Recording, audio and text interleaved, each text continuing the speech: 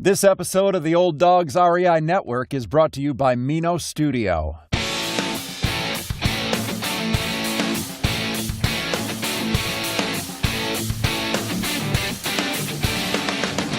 Welcome to the Old Dogs REI Network, where cash flow is king. Real estate investing, the means, so you can enjoy your retirement dreams. This is the show where we cut right to the chase. No sales pitch, no long monologues, just simple how-to real estate investing advice, so you can earn the passive income you need to enjoy your retirement today. And now, your host and chief old dog, Bill Manassero. Hello, old dogs, and welcome to Fun Facts Friday. This is our once-a-week, only on Friday show, where we have special episodes, not featuring guests, where I will share tricks, tips, terminology, and techniques that will help skyrocket you to real estate investing success. Today's episode is Ask Bill, and this is where I answer specific real estate investing questions received from you during the month from emails, in-person conversations, phone calls, or through online portals such as biggerpockets.com and Quora. But before we get started, I want to say happy 200th episode! Yay! That's right. This is the 200th episode of the Old Dogs REI Network. I can't believe it. 200 episodes. I mean, we got to do something special for this. I don't know what, but I mean, this is great. And you know what? And we really have you to thank for that. If you guys weren't listening, we wouldn't have come this far. So I just want to thank you guys again for listening and being a part of our network here. Hopefully, there's a wealth of information here that you can tap into on a regular basis. Go back and look at the episodes. You can scan through. There's articles, there's resources, all kinds of free information that will help you in your real estate investing efforts. And on this 200th episode, I just want to recommit myself to our reason for being here. First off, we're the only real estate investing podcast committed to serving those who are 50 years of age and older. We're going to stay on that commitment there, even though we welcome all you youngsters out there as well. You know, hopefully you can learn from us old dogs. And we also want to address those special needs and challenges of old dogs. Some of you that are approaching retirement, some that are in retirement, but maybe are lacking the funds. So we're going to always look at the specific needs and challenges in this community and maintain, again, our motto since day one, and that is that cash flow is king. You know, one of the things I'm going to ask you guys, I'd love is you guys just send me a quick little note. I would love to hear, first off, you know, how you feel about the show. What do you like? What don't you like? How can we improve? Maybe there's some guests or topics that you'd like us to have here. So gosh, we'd love to get your feedback because we want to make the show, just the number one real estate investing podcast choice for you. Okay, well, let me jump into my Ask Bill question. We only have two questions today because my second question is going to be pretty lengthy because it's a great question. We have two questions, and they both kind of zero in on a similar topic, and that's kind of living a minimalist lifestyle. So let's start with question number one. Someone wants to know, or they ask, how can you buy land and retire without a lot of money? Well, this is a pretty general question, but obviously one that is important to a lot of folks. So let me answer the question. My answer is simply yes, of course you can. But it really depends on a number of factors and how economical or frugal you're willing to be.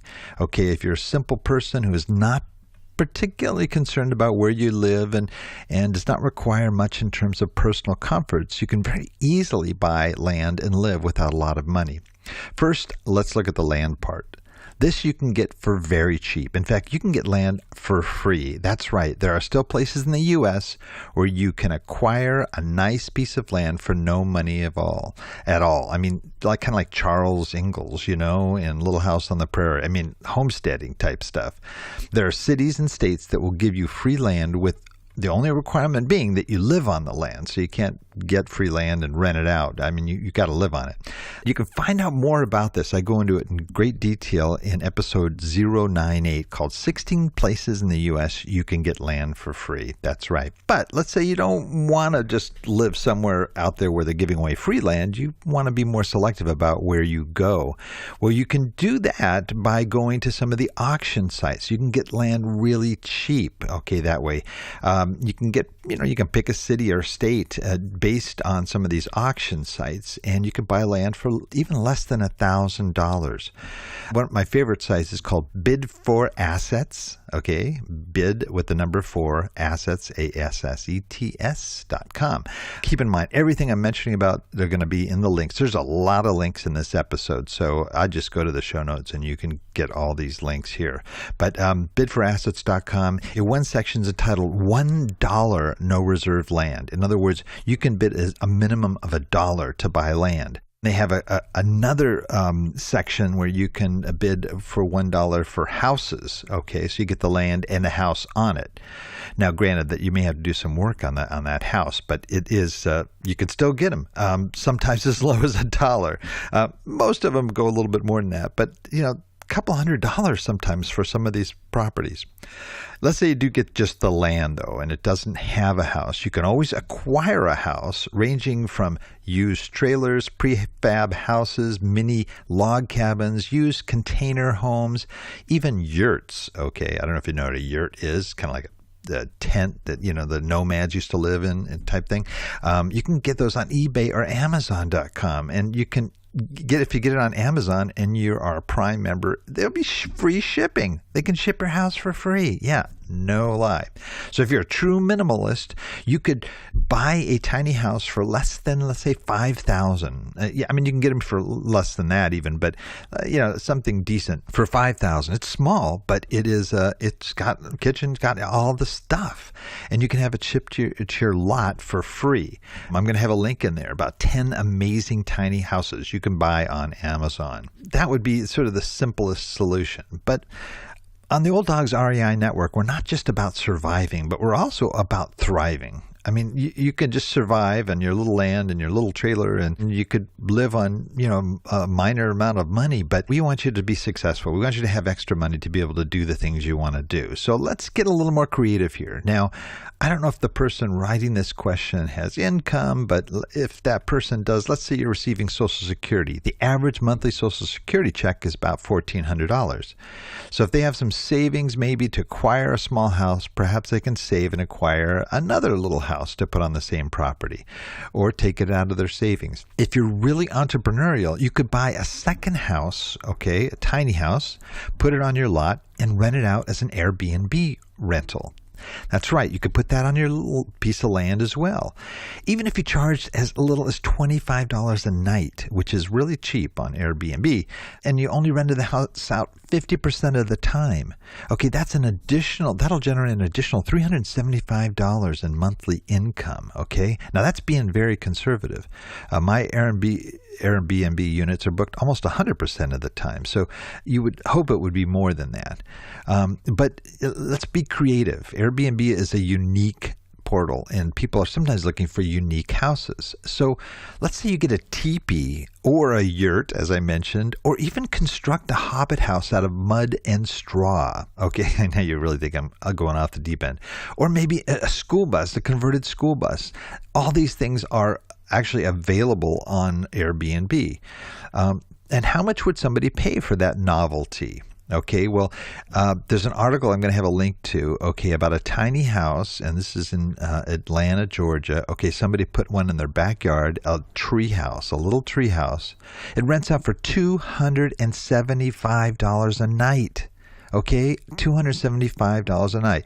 Why? Because it's that great? No, it's a novelty. It's something that people, it's unusual. And so some of Airbnb's units that command the highest rents are the most unusual. So just a thought, okay? Not only do can you survive with very little, but you can also thrive if you get a little bit creative.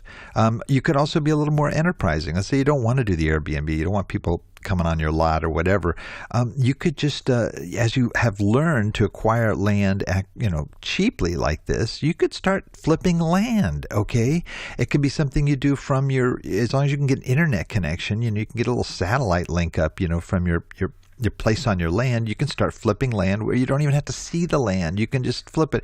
And you can find out more about this on episode 083 we had on flipping raw land. And we had the land geek on there. And he talked all about how you can do this with a minimal amount of investment.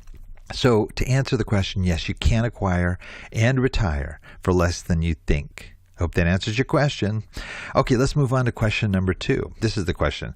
Hey there, Bill. I wanted to start out by saying I'm probably not your average old dog listener. I'm a 26-year-old female living in the suburbs of Chicago. Shortly after purchasing my first property last spring in 2017, I read Rich Dad, Poor Dad and have been hooked on real estate investing ever since.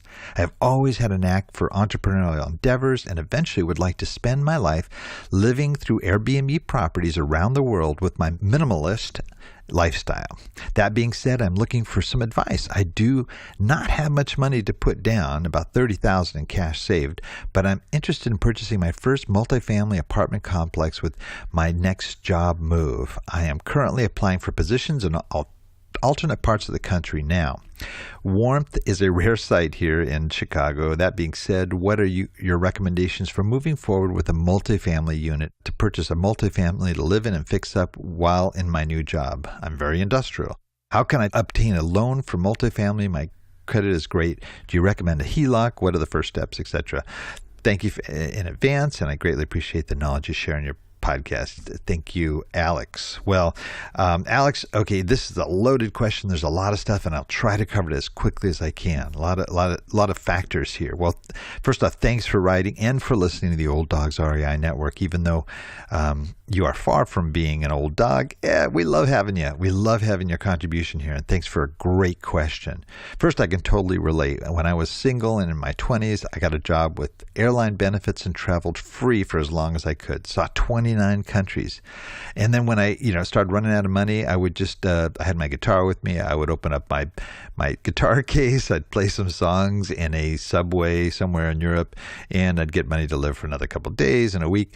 Yeah. Well, anyway, that was then the vagabond life, kind of Jack Kerouac on steroids. Can't say I would do it again. In fact, I'll take room service any day of the week to being woken up in the middle of the night, sleeping on a park bench with a belly club in my stomach by the Gendarme National French police. That was then. This is now. Hey, but it was fun back then, I guess. Anyway, congratulations on your discovery of real estate investing as a means to financial independence. It definitely beats open guitar cases in the subway, okay?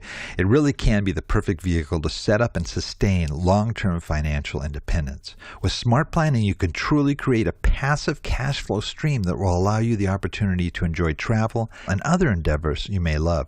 But keep in mind, the key words here are smart planning. Now, I really can't answer some of your startup questions because everyone's situation is different, okay? You have to do your own assessment and determine which approach is best for you. When I talk about startup, I'm talking about how do you fund it. I'll address some of those in general here. But first off, to really make it work, you need to carefully research and develop your short and long-term investment strategies.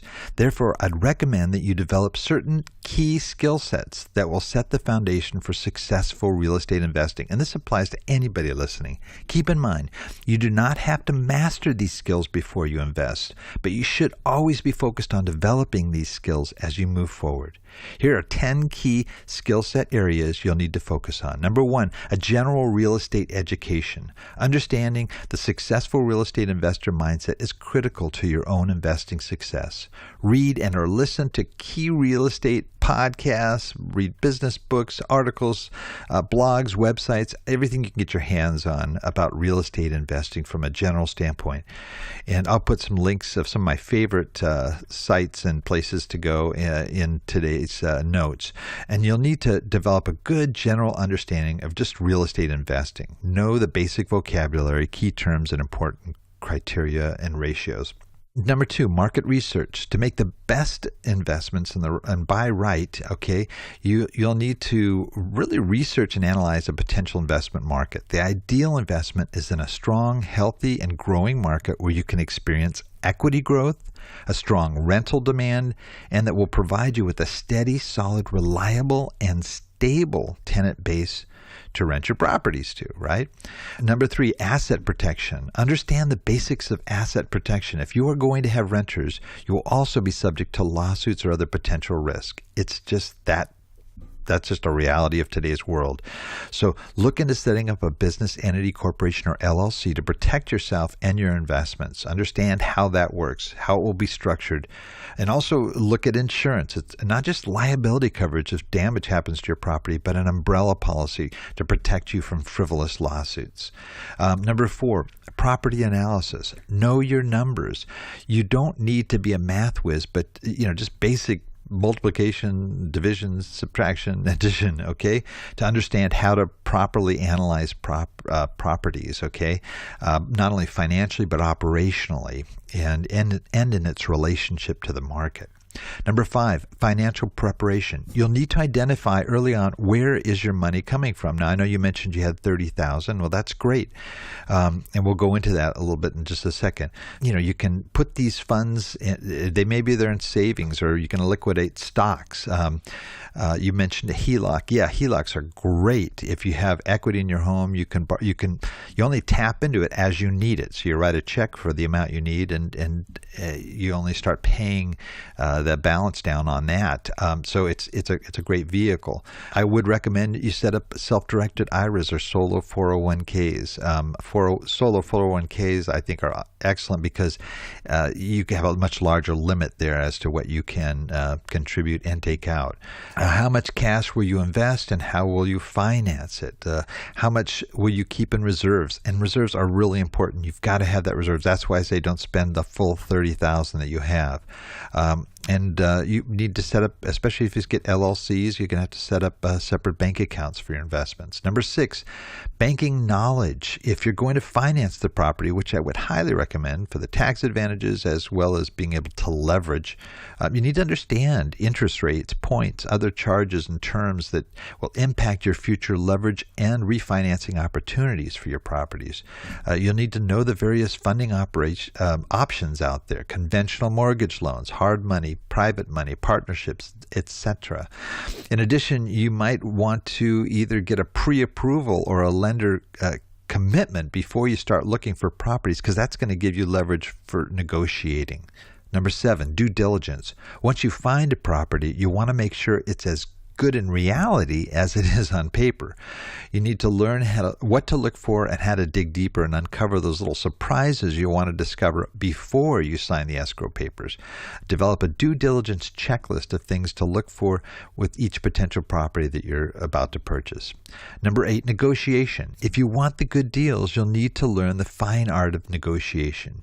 You can be weak in other areas, but if you are a good negotiator, you can still be very successful. Number 9, networking. Real estate is a people and relationship business. The most important real estate investors build a solid team of people that they work with, as well as have large networks and expertise within their networks. Key people in your immediate team and extended network are people like your mentor, attorneys, CPAs, agents, brokers, bankers, investors, inspectors, assessors, contractors, just to name a few. Surrounding yourself with and having access to experts in the various aspects of real estate can help prevent serious mistakes in the future. And number 10, property management. Whether you self-manage or hire an outside property manager, you need to understand effective property management. I will include a link to some great books, websites, and resources that can help you here. But everything from keeping your expenses low to screening tenants, there's a lot to know to successfully manage your real estate investment assets. To me, as an out-of-state investor, this is the biggest aspect of my success. Without good property management or managers in place, your investment efforts have little chance of success. Those are 10 key skills that every real estate investor must know and eventually master. In addition, I would recommend that you listen to my podcast 006 on how to get started in real estate investing. It will provide you with 7 steps you need to get started. And finally, once you're comfortable and ready to make that first purchase, you just need to do it. This is the single most difficult step for almost anyone. Now, I'm just going to give you some real general stuff here. Again, you need to research, put all this data together, and then make your decisions. But let's say, I'm going to give you a scenario here. If I had $30,000 to invest, I would try to spend as little of that or even none of that if possible. Sure, you can buy a property for $30,000 to get started, but then you have nothing left, and you've got to save and save until you can make your next purchase, or maybe you'll have equity in it and you can borrow from that. You could also look at buying properties at, let's say, a $50,000 property by putting 10% down. Now, granted, you've got closing costs too, but you could buy 2 or 3 properties like this. But again, it's got to match up with your goal and your objective for the long term. I would try to find properties where the owner will carry back, and so that you have a minimal amount you put into it, or try to find investors, or even get a grant to cover your down payments. And we've talked about that, and I'm going to have links to some of those those resources where you can get down payment grants. That's right. That will allow you to get in that property for almost nothing. My favorite strategy, I would say, especially as a young single person, is house hacking. That is about the best thing you can do. Find a duplex, triplex, or fourplex. Get a 3.5% down FHA loan. Okay, so minimal amount to get in there. Live in one of the units rent-free for a year. Okay, after a year, move out and repeat the process until you've built up an impressive portfolio of many properties that are generating passive cash flow for you. When you have sufficient income to be financially independent, I would make your financial goal double what you think you need. Okay, so if you think, oh, all I need is $2,000 a month to survive, well, go for $4,000. Once you attain that goal, move out. You got all your properties going. You've got strong management in place, and you can go see the world. Now, if you've done your due diligence and you've selected top property managers, you should have little to be concerned about while you're on the road. But nonetheless, make sure you carve out enough time to regularly communicate, check in with your property managers while you're traveling. If you're open to where you can move, again, look for emerging markets, okay? Great states to invest in right now are places like Washington, Idaho, Texas, and Florida. Now, they might be a little pricey.